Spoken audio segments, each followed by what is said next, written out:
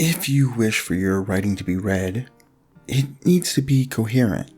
To be coherent, you need to present your ideas in a way that's organized. In prose, this takes on the form of paragraphs.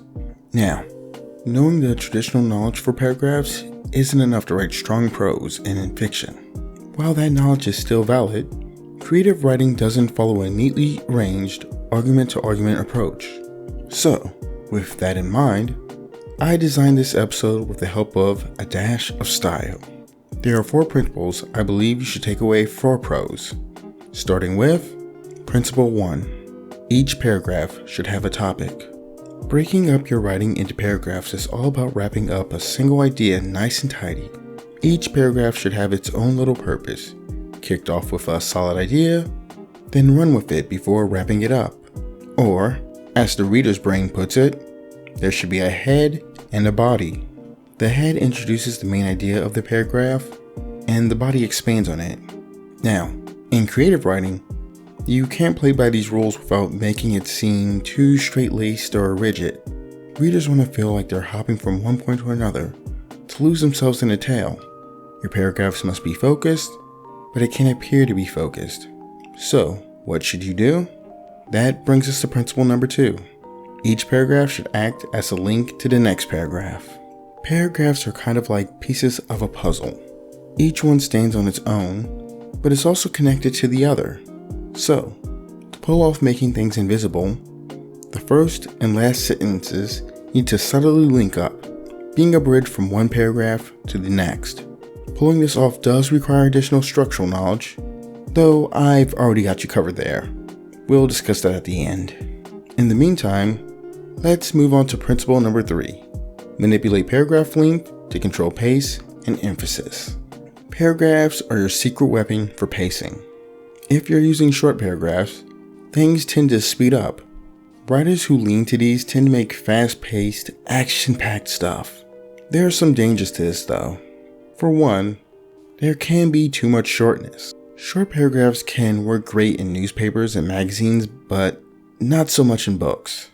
You see, when someone's reading a book, they're settling in for a longer read. They expect a steady pace, and your paragraphs set that pace. If your paragraphs are consistently too short, it can feel a bit choppy and jarring to read. Second, if you overuse this, it can create premature breaks. Sometimes paragraphs end too soon, before the main idea or direction of it has had a chance to wrap up. This can be fixed by moving the paragraph break further along, but it might also suggest a bigger problem with your thought process. Good paragraphs should feel like one long, complex thought. If you're ending your paragraphs too soon, or too late, it might mean you're not thinking clearly enough about your paragraph as a whole. On the opposite end of the spectrum, of course, are long paragraphs. These are the equivalent of hitting the brakes. Writers who predominantly use these come in 2 different flavors. The first flavor is the writer who is brimming with ideas and can't help but pour them all out. Their work might feel a bit chaotic and need a lot of trimming though. They sometimes forget to take a breather, bundling too many ideas into one paragraph. This can be just as jarring as too many short paragraphs, as it doesn't give the reader a chance to digest each idea properly. This might leave your readers feeling overwhelmed, and important points would get lost in the sea of text. The second flavor consists of writers who put a lot of thought into their work. They're more likely to be sophisticated, maybe a bit older, or have an academic background.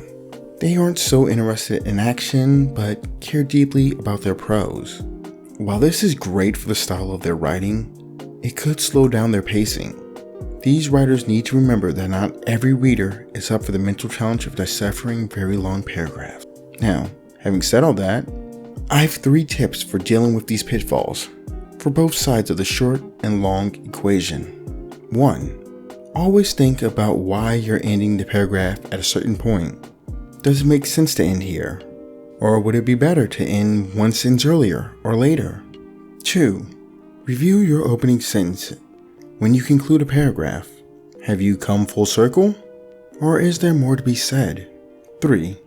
Consider if your opening sentence is truly starting a new idea, or if it is just continuing from the previous paragraph.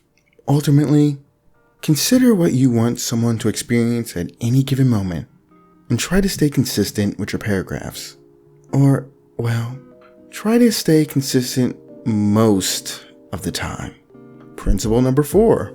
Break consistency for impact and to align with the content's purpose. So, once you've got the hang of the normal way to use paragraphs, you can actually start to shake things up a bit. You should play around with the length of your paragraphs when what you're writing about calls for it. Like, if you've been writing consistent 7-sentence paragraphs and suddenly you drop a one-liner, boom. It's like a punch in the reader's gut. Whatever you've written in that one-line paragraph is going to stand out like a flashing neon sign. It's a great way to emphasize something really important. This trick works especially well at the start and end of sections, chapters, or even the whole book. Personally, I'm fondest of the sandwich method, where you put a short line between 2 longer pieces. Whatever the approach, it can give your writing a dramatic flair. Now, this might sound nice by itself, but I'm sure you still have some questions with the hooking part. So, let me hook you up with scene and sequel structure. I made a video on it in the past that I highly recommend giving a watch. I also have several videos on prose that can help you navigate your writer's journey.